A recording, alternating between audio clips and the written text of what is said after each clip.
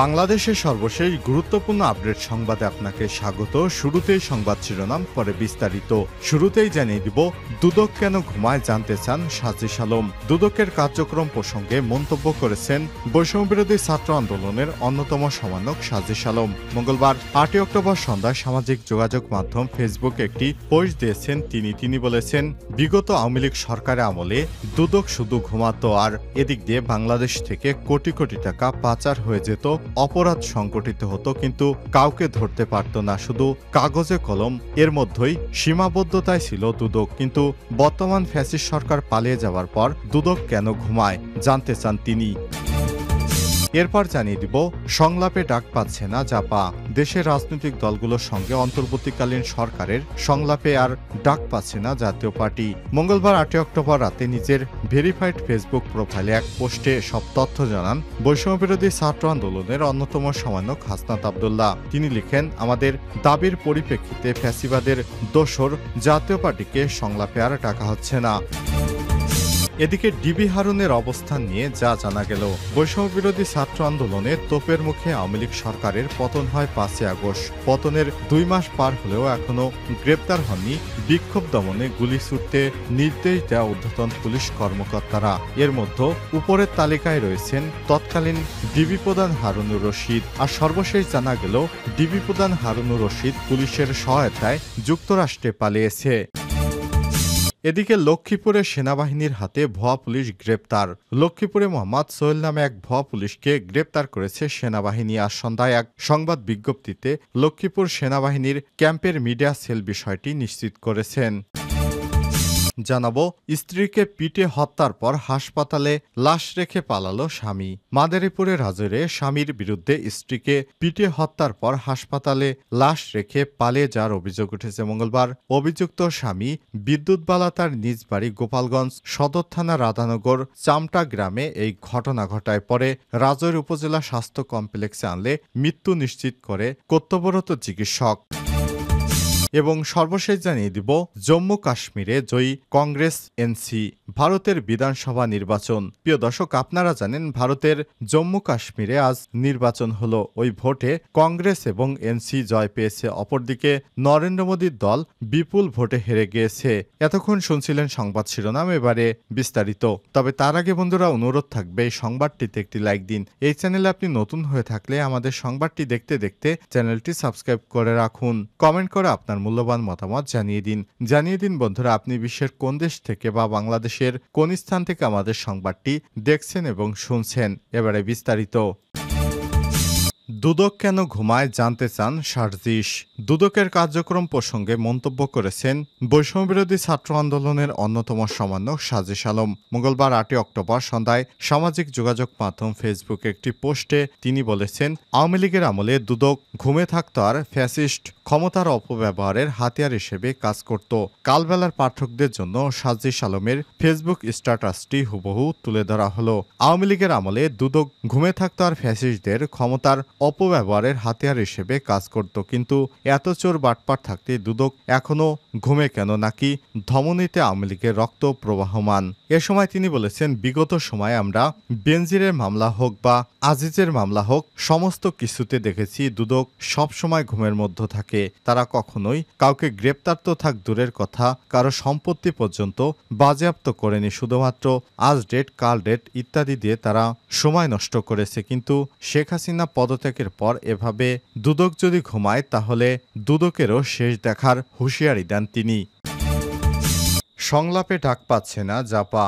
দেশের রাজনৈতিক দলগুলোর সঙ্গে অন্তর্বর্তীকালীন সরকারের সংলাপে ডাক পাচ্ছে না জাতীয় পার্টি। মঙ্গলবার 8 অক্টোবর রাতে নিজের ভেরিফাইড ফেসবুক প্রোফাইলে এক পোস্টে সব তথ্য জানান বৈষম্যবিরোধী ছাত্র আন্দোলনের অন্যতম সমন্বয়ক হাসনাত আব্দুল্লাহ। তিনি লিখেন, আমাদের দাবির পরিপ্রেক্ষিতে ফ্যাসিবাদের সহযোগী জাতীয় পার্টিকে সংলাপে ডাকা হচ্ছে না।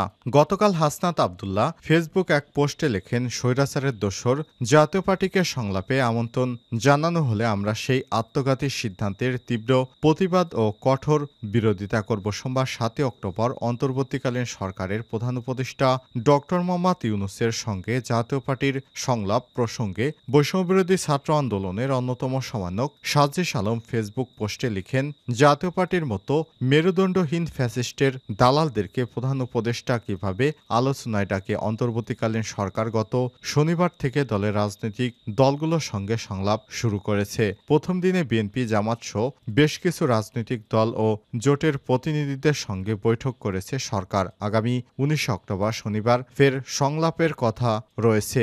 বর্তমান সরকারের প্রধান উপদেষ্টা ডক্টর মোহাম্মদ ইউনূসের সঙ্গে এর আগে বৈঠক করেন জাতীয় পার্টি। এরপর জুলাই আগস্টে অভ্যুত্থানে ছাত্র জনতার পক্ষ থেকে এ বিষয়ে আপত্তি জানানো হয়। ছাত্র জনতার ভাষ্য, অভ্যুত্থানের মধ্যে ক্ষমতাচ্যুত আওয়ামী লীগ সরকারের শাসন আমলে মিত্র ও সহযোগী হিসেবে দায়িত্ব পালন করেছে জাতীয় পার্টি। ফলে ফ্যাসিবাদের দলের গৃহপালিত দল জাপাকে সংস্কার কাজে পরামর্শ দেওয়ার জন্য প্রয়োজন বলে মনে করছে না শিক্ষার্থীরা। বর্তমান সরকার শিক্ষার্থীদের চিন্তার বাইরে যাবে না বলেও মনে করেন তারা। ডিবি হারুনের অবস্থান নিয়ে যা জানা গেল। বৈষম্যবিরোধী ছাত্র আন্দোলনের তোপের মুখে আওয়ামী লীগ সরকার পতনের পর গত ৫ আগস্ট শেখ হাসিনা ভারতে পালিয়ে যায়। পতনে ২ মাস পার হলেও এখনও গ্রেপ্তার হয়নি বিক্ষোভ দমনে গুলি ছুটতে নির্দেশদাতা পুলিশের ঊর্ধ্বতন কর্মকর্তা ডিবি প্রধান তৎকালীন হারুনুর রশিদ। তাদের মধ্যে সবচেয়ে বেশি আলোচনায় আছেন ঢাকা মহানগর পুলিশের গোয়েন্দা শাখার ডিবি সাবেক অতিরিক্ত কমিশনার হারুনুর রশিদ। একটি সূত্র বলছে, তিনি সেপ্টেম্বরের শেষের দিকে পুলিশ ও প্রশাসনকে ম্যানেজ করে দেশ ছেড়ে চলে গেছেন। ২০০৬ সালে ডিবি লটারি পেয়ে তার স্ত্রী মার্কিন যুক্তরাষ্ট্রের নাগরিকত্ব পান। সে সূত্রে তারা নিয়মিত যুক্তরাষ্ট্রে যাতায়াত করতেন। মার্কিন যুক্তরাষ্ট্রের ভিসা থাকায় গণ অভ্যুত্থানের পর হারুনুর রশিদ নিউ ইয়র্কে স্টেটের লং আইল্যান্ডে পালিয়ে গেছেন বলে খবর পাওয়া গেছে। নিউ ইয়র্কে বাংলাদেশ কমিউনিটির কয়েকজনের সহায়তায় তিনি সেখানেই গোপনে অবস্থান করছেন বলে জানিয়েছে একটি সূত্র। সেখানকার একটি ভবনের সম্মেলন কক্ষে হারুনুর রশিদ বসে রয়েছেন, এমন একটি ছবি গণমাধ্যমে প্রকাশিত হয়েছে।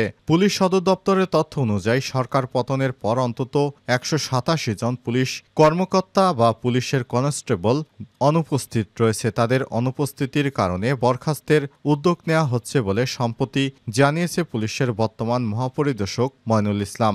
সাংবাদিকেরা পলাতক পুলিশ কর্মকর্তাদের বিষয়ে প্রশ্ন করলে স্বরাষ্ট্র উপদেষ্টা এবং সাংবাদিকদেরকেই তথ্য দিয়ে সহযোগিতার আহ্বান জানান। ২০০১ সালে জাতীয় সংসদের সামনে এক মিছিলে তৎকালীন বিরোধী দলীয় চিফ হুইপ জয়নুল আবেদিন ফারুককে মারধরের ঘটনায় প্রথম আলোচনায় আসেন হারুন। এরপর থেকে বিভিন্ন নেতিবাচক কর্মকাণ্ডে তার নাম আসে। ডিবি মানুষকে তুলে নেওয়া, বিরোধী দলের আন্দোলনে বোমা উদ্ধারের প্রহসন, হেফাজতের নির্যাতন, আপত্তিকর ভিডিও ছড়িয়ে দেওয়ার ভয় দেখে টাকা আদায় ইত্যাদি অভিযোগ এর ব্যাপারে তিনি ব্যাপক সমালোচিত হন। এরপর চলচ্চিত্র বা সুন্দরী কোনো মডেলের সাথে শারীরিক সক্ষমতা ইত্যাদি বিষয় সামনে আসে। ৫ আগস্টের পর একটি সূত্র দাবি করেছিল তিনি গুরুতর আহত হয়ে রাজধানীর একটি বিশেষায়িত হাসপাতালে চিকিৎসাধীন ছিলেন। হারুনুর রশিদকে নিয়ে তার পর থেকেই জনমনে প্রবল কৌতূহল তৈরি হয়, কিন্তু ওই তারিখের পর থেকে তার অবস্থানের বিষয়ে আর কোনো সুনির্দিষ্ট তথ্য পাওয়া যায়নি। লক্ষ্মীপুরে সেনাবাহিনীর হাতে ভুয়া পুলিশ গ্রেপ্তার। লক্ষ্মীপুরে মোহাম্মদ সোহেল নামে এক ভুয়া পুলিশকে গ্রেপ্তার করেছে সেনাবাহিনী। মঙ্গলবার ৮ আগস্ট সন্ধ্যায় এক সংবাদ বিজ্ঞপ্তিতে লক্ষ্মীপুর সেনাবাহিনীর ক্যাম্পের মিডিয়া সেল থেকে বিষয়টি নিশ্চিত করা হয়েছে। এর আগে দুপুরে শহরের উত্তর তেমুহনী এলাকা থেকে তাকে গ্রেপ্তার করা হয়। একটি চাইনিজ চাকু উদ্ধার করা হয় তার কাছ থেকে। জানা গেছে অভিযুক্ত সোহেল পটুয়াখালী জেলা মির্জাপুর উত্তর ঝাটিবুনিয়া গ্রামের বাসিন্দা। সে পুলিশের বহিষ্কৃত সদস্য বলে প্রাথমিকভাবে জানা যায়। আহত হওয়া ব্যক্তি এবং উদ্ধারকৃত সরঞ্জামাদি লক্ষ্মীপুর সদর থানায় হস্তান্তর করা হয়েছে। আরও জানা গেছে সোহেল মদ খেয়ে উত্তর তেমুহনী এলাকায় শাকায়েত হোসেন নামে এক ব্যবসায়ীকে মারধর করে। এ সময় সে নিজেকে পুলিশ সদস্য হিসেবে দাবি করে। এটি বণিক সমিতির এক সদস্য সেনাবাহিনীকে খবর দেয়। পরে সেনাবাহিনী এসে তাকে আটক করে নিয়ে যায়। তার কাছ থেকে পুলিশের ভুয়া আইডি কার্ড ও একটি চাইনিজ চাকু উদ্ধার করা করা হয়। পরে তাকে সদর মডেল থানায় হস্তান্তর করা হয়। ভুক্তভোগী ব্যবসায়ী শাখায়েত লক্ষ্মীপুর বাজারে তৌহিদিয়া স্টোরের স্বত্বাধিকারী। লক্ষ্মীপুর সদর মডেল থানার ওসি মোহাম্মদ আব্দুল মুন্নাফ বলেন, আটককারীকে সেনাবাহিনী আমাদের কাছে হস্তান্তর করেছে। এই ঘটনায় ভুক্তভোগীকে বাদী করে মামলার প্রস্তুতি চলছে।